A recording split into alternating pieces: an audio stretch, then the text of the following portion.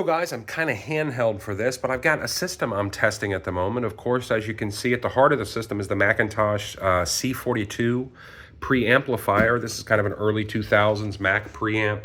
Very neat. Got a lot of cool features. It's an all analog preamp because it doesn't have any digital inputs, but it's got an 8-band equalizer. It's got input trim for each input, so you can kind of adjust the volume for each individual input.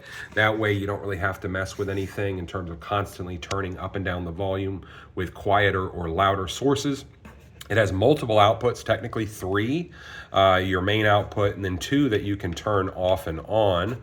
One of the cool things with that is, of course, it allows you the ability to run 2 subs, which you can turn off and on. You can record stuff while you listen to stuff. It's really, really fully featured. Of course, there's your balance control.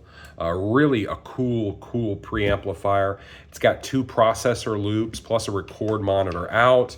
It's really sweet. I've got that hooked to the Bryston 7B SST Squared. These kind of came out in the about 2013, 2014, somewhere in there. Very powerful. They're about 600 watts into 8 and about 1,000 into 4, roughly speaking. I've got those hooked to these Evett and Shaw Passaro stand mount speakers. I know it looks like it's all one piece, but it really isn't. It's a upper bookshelf speaker mounted to a custom stand that's kind of meant to be sort of one unit type of thing.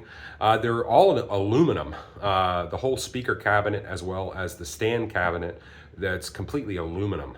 Which is kind of cool. It's a 3-way design, as you can see through the grills, and the grills aren't really meant to be removed. They're meant to be used with the grills. But in any case, all aluminum. They're really cool.